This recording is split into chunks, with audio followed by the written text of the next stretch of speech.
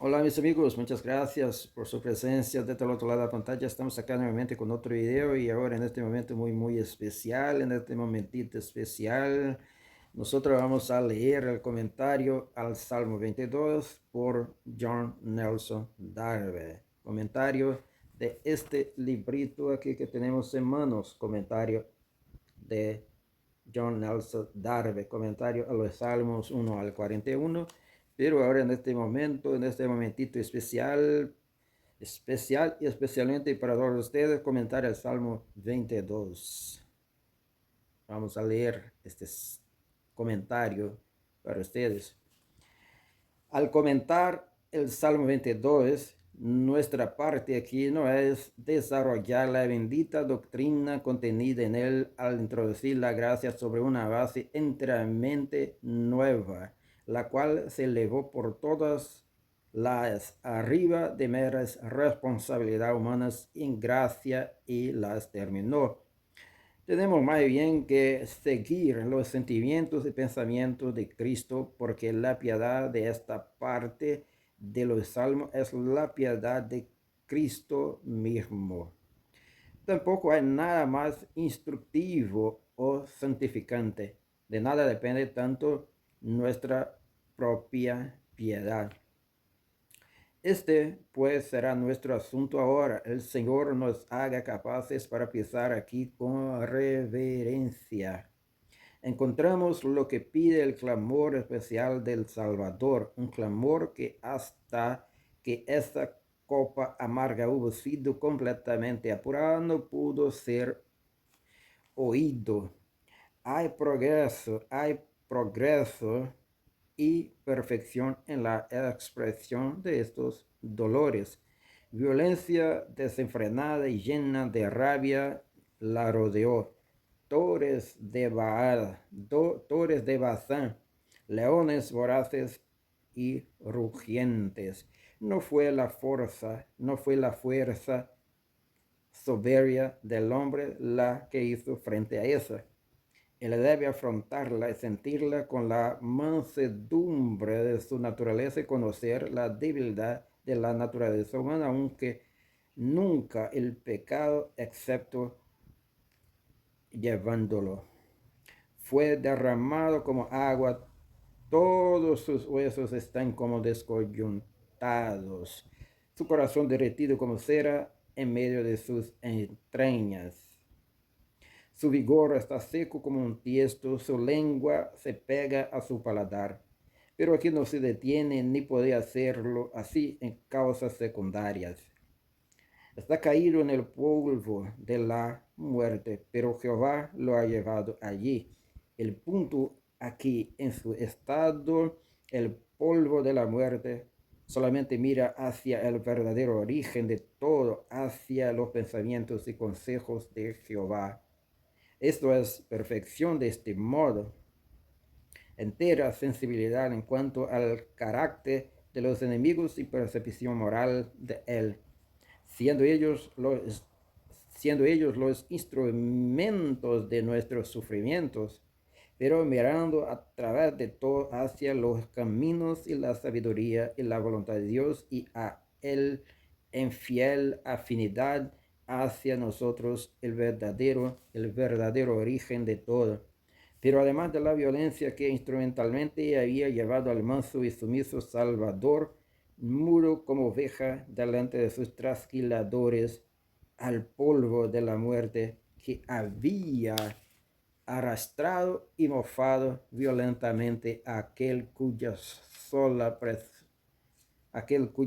presentación de sí mismo había hecho caer al suelo a todos. Hubo la manifestación del carácter de los hombres cuando por la entrega de sí mismo estuvo en poder de ellos. Perros lo rodearon, criaturas sin corazón o conciencia, sin vergüenza o sentimientos cuyo placer estaba en la vergüenza de otro y en insultos dirigidos al que no hizo resistencia, en los ultrajes al justo. Fueron malvados así como violentos. Lo miraron y consideraron cómo debía haber sentido el Salvador, sus insultos desvergonzados y crueles, él está expuesto, desnudo ante la empedernida mirada de los que se regocijaban en la iniquidad y la vergüenza de él. Se divierten apoderándose de sus vestidos, se divierten apoderándose de sus vestidos. La ropa del inocente fue negocio de dados y suerte, ni un ojo para compadecerle, ninguno para ayudarle. La aflicción estaba allí. Él mira a Jehová, rogándole que no se aleje de él, y si no tiene fortaleza, que Jehová como su fortaleza esté cerca. Y aquí nos acercamos a la parte más profunda de esta hora solemne, en las pruebas supremas venidas del hombre, cuando no había ni una mirada para compadecer, ni una mano para ayudar. Él mira a Jehová, el Dios del pacto de la fe de Israel y del Mesías. Mas aquí, oh misterio de los misterios, no hubo tampoco ninguna ayuda, sino solamente infinita perfección en el bendito Señor. Está sin embargo asociado aquí con Israel en cuanto a su lugar en el Salmo, cualquiera que sea la eficacia de esa obra, en este gran punto decisivo de la historia divina, en esta definición y solución centrales de la cuestión del bien y el mal, en la cual fue arreglada por la eternidad. El Dios de Israel tenía que dejarle y destruir la enemistad y rasgar el velo que en Israel ocultaba a Dios, para que en el pleno resultado del amor divino por la justicia reinase la gracia por la justicia, por la vida eterna, por medio de Cristo nuestro Señor, para cada creyente judío o gentil, y para la gloria completa de Dios en el cielo y en la tierra. Siempre encontramos, notad la diferencia necesaria de Cristo en los salmos y en los evangelios. Allí es como hijo que habla diciendo: Padre, perdónalos, y después: Padre, en tus manos encomiendo mi espíritu. Aquí es: mas tú, Jehová, no te alejes. Busca ayuda para sí mismo del Dios de Israel, su Dios, y tal es el resultado. Es el residuo reunido y después todo Israel, las naciones milenarias y el pueblo que ha de nacer, los que son el fruto llamado y bendito de esta obra. Nosotros no ascendemos al cielo. Habiendo hecho esta observación, como importante para el uso recto de los salmos, tiene su lugar aún en lo que se dice de la misma cruz en los salmos, mas me dirijo al carácter de la fe y piedad hallada aquí en el bendito Señor, en su confianza en Jehová, al venir en medio de Israel, porque de los cuales Cristo vino según la carne, el cual es Dios sobre todas las cosas, bendito por siglos.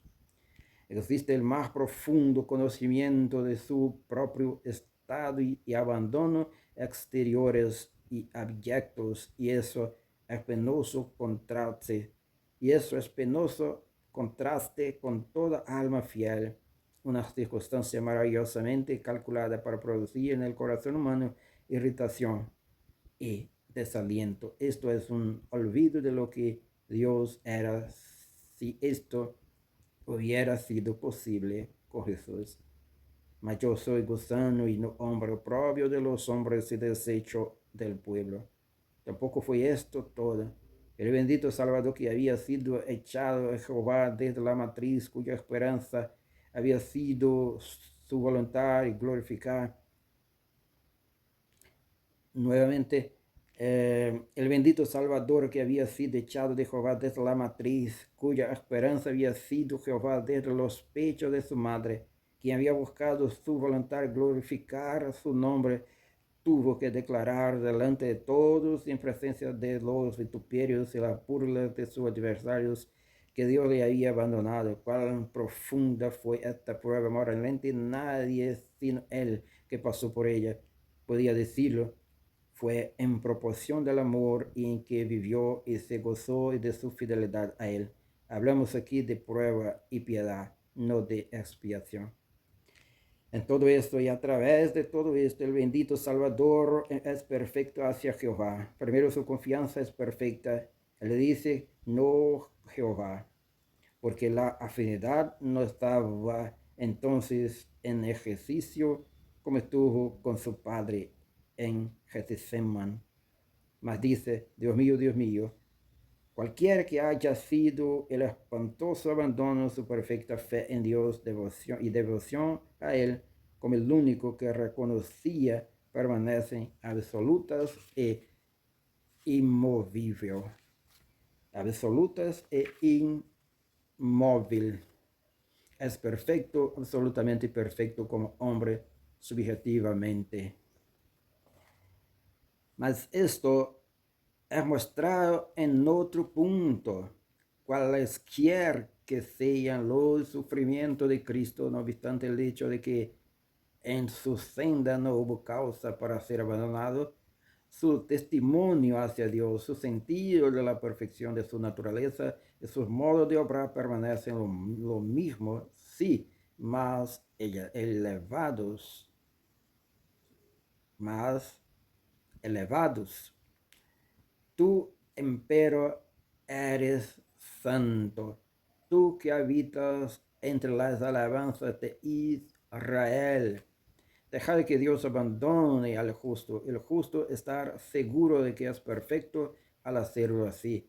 Nada puede expresar más completamente la perfección de Cristo como hombre, su posición como tal, como había tomado el lugar de mi bien a ti, no aprovecha. Él no está considerando aquí los consejos de Dios y entendiendo el cumplimiento de ellos, lo cual él mismo había tomado a su cargo. Es el hombre dependiente sintiendo la prueba según le llegó como hombre, pero perfecto y fiel. Cuando tocante a sus sentimientos, no hubo respuesta de Dios en las pruebas en que contaba con ella y con ella sola tenía que contarse. Nosotros podemos contestar la pregunta, ¿por qué me has abandonado? La contestaremos los que creemos en Jesús con eterna adoración, pero es de la más grande importancia para nosotros no solamente saber que Cristo ha purgado por sí mismo nuestro pecado, habiendo apurado la copa de la ira, sino conocer a Cristo como sufriendo personalmente bajo el abandono de Dios, su propia entrada como hombre en el conocimiento de este abandono tocante a sí mismo, su propio dolor personal en él. Porque aunque estuvo totalmente solo en él, nos guía al gozo que sintió al entrar en nueve más que nunca en la plena y pura luz del rostro de su Padre. Consiguiente, conforme al valor de la redención y al pleno reposo de la delicia de Dios en él y su aceptación como habiéndole glorificado perfectamente cuando el pecado había puesto todo en confusión, de manera que todo lo que Dios era según fue expuesto por el pecado, porque el pecado descubrió la soberbia, el amor, la justicia, la verdad y la majestad vindicada, fue perfectamente revelado y glorificado. Sus mismos sufrimientos dignos de conduce, nos conduce, sus mismos sufrimientos, nos conducen a este gozo a que Cristo entró con su Dios y Padre como hombre. Y lo cual, como todo esto fue consumado en una obra ejecutada por nuestro pecado, nos lo comunica introduciéndonos en la plena beatitud en que Él ha entrado como hombre. En la obra estuvo solo, pero fue por nosotros al mismo tiempo por la gloria divina y nos introduce en la beatitud como lo que goza en consecuencia de esa obra. Esta es la segunda parte del Salmo respecto a la cual me referiré acorde solamente a los sentimientos de Cristo. He sido oído desde los cuernos del unicornio, traspasado por el poder de la muerte, habiendo sido ejecutado y pasado el juicio de Dios contra el pecado. Y ha divertido en otra parte del hecho muy instructivo de que Cristo nunca habla en los evangelios durante su vida de Dios como su Dios, sino siempre como el Padre. Esta fue la impresión de su misma afinidad personal también el nombre que reveló a sus discípulos. Nunca se llama directamente el Cristo en la historia del Evangelio. No, que no fue presentado como tal a Israel, porque lo fue, pero no es el lugar ni el nombre que toma con Dios y su Padre, que es la manera en que tenemos que conocerlo. Cuando los judíos le dicen, si tú eres el Cristo, decláranoslo abiertamente, Él les dice, ya os lo he dicho, ya os lo he dicho.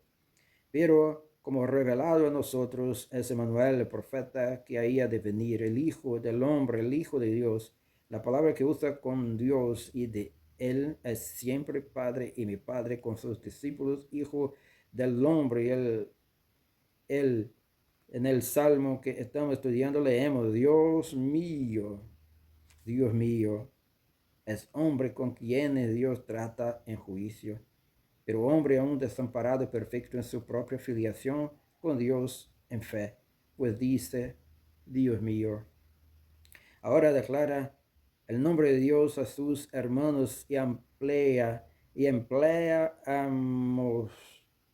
ambos títulos, hombre que ha ido extremo de la prueba, con Dios manteniendo todo lo tocante a lo que Dios es en justicia, verdad, majestad y amor.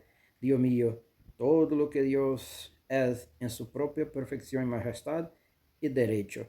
Él es necesaria y obligadamente, aunque en la delicia de su amor para nosotros como en Cristo, sin duda conforme a sus propios consejos, pero justa y así necesaria e inalterablemente para nosotros. Lo que es como Dios, lo es como nuestro Dios. ¿Por qué? Pues Cristo probado en la cruz, es para nosotros. Y eso siendo quitado el pecado por el sacrificio de Cristo mismo. La perfección pura de Dios brilla en nosotros en la misma beatitud propia de Él, como en Cristo en virtud de haberle glorificado a Él en la perfección en que brilla de ese modo. Su nombre, esto es, la verdadera realidad de su afinidad, nos es declarado. El nombre y la naturaleza benigna de Dios fueron declarados en la tierra por Cristo, el cual fue el unigénito Hijo en el seno del Padre, en el seno del Padre. Pero con ese hombre pecaminoso en enemistad con Dios no podía tener ninguna parte o asociación. La luz brilla en las tinieblas no la comprendieron, las tinieblas no la comprendieron. Sí, el hombre lo vio y lo odió, y a su Padre también. Mas Cristo fue hecho pecado por nosotros, estuvo como responsable delante de Dios, con Dios en todos estos atributos en que trata con el pecado, pero fue perfecto allí. Ese amor podía tener justamente su libre curso. De aquí que dice, tengo un bautismo de que ser bautizado y cómo me angustio hasta que sea cumplido. Porque fue lo que amó Dios en Cristo, reconciliando hasta que pudiese rebasar conforme a la perfección de Dios en justicia. Pero no podía rebasar libremente donde estaba el pecado. Esto por la cruz, por la perfección de Cristo cuando fue hecho pecado por nosotros, pudo ser. Sí, el amor fue enaltecido y el mismo carácter de Dios fue hecho efectivo por él. De aquí que Cristo pudo decir, por esto me ama mi Padre. Pero entonces entró Cristo en un grado todavía más supremo, en el goce del amor de su Padre. Todo esto como el hombre lo hace así cuando es oído. Fue hecho electivo y evidente públicamente en la resurrección. Fue resucitado por la gloria del Padre. Entonces declara este hombre a sus hermanos, porque siendo ahora el pecado el único lugar del hombre con Dios fuera de Cristo, porque siendo ahora el pecado el único lugar del hombre con Dios fuera de Cristo, el que creyó tuvo en Cristo el lugar de él como resucitado de entre los muertos en la afinidad en que permanece con el Padre.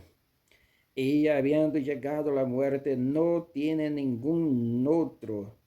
Id, decidlo a mis hermanos, dijo el Señor. Subo a mi Padre y vuestro Padre, a mi Dios y vuestro Dios, pero amplía ambos títulos que nos los aplica ambos a nosotros, ambos porque todo lo que Dios es en justicia para Él como hombre en la gloria, y Él ha entrado otra vez en el goce de la comunión de su Padre y nos coloca en virtud de esta obra verificada para nosotros en la posición en que Él está como su hermano, partícipes mediante la gracia del favor y la herencia que son suyos. Ha entrado más de lo que intentaba en la doctrina relacionada con el Salmo, aunque ha sido prácticamente, pues los sentimientos y efectos de Cristo con mis objetos ahora. Pues los sentimientos y afectos de Cristo son mis objetos ahora. Notad que el primer pensamiento de Cristo cuando es oído desde los cuernos del unicornio es declarar el nombre de Dios y su Padre a sus hermanos, ahora glorioso, mas no avergonzado de llamarnos hermanos. Perfecto en amor, adherido a estos excelentes de la tierra, vuelve para revelarles lo que los colocó en la misma posición con él. Así los reúne, y entonces, habiendo despertado sus voces para la misma alabanza que él tenía que ofrecer, levanta la bendita nota como hombre y canta alabanza en medio de la congregación. Oh, con qué fuertes voces y presteza de corazones debemos seguirlo y notar el que no está sin duda en la aceptación y el goce de la filiación con Dios en virtud de la redención no puede cantar con Cristo. Él canta alabanzas en medio de la congregación. ¿Quién canta con él? El que ha aprendido el canto, que ha aprendido a cantar como salido del juicio a la plena luz y gozo de la aceptación. Aquí tenemos en Efesios capítulo 1, versículos 3 y 4, nos muestra este lugar. Aquí tenemos a los santos guiados por Jesús en la alabanza conforme a su propio gozo. La gracia de esta posición es perfecta. No entro aquí en los ulteriores resultados de la hora, excepto para advertir que todo es gracia, no juicio, y que nada va más allá de la tierra aquí. Perito, cállate. Final del comentario al Salmo 22. Bye bye. Chao, chao.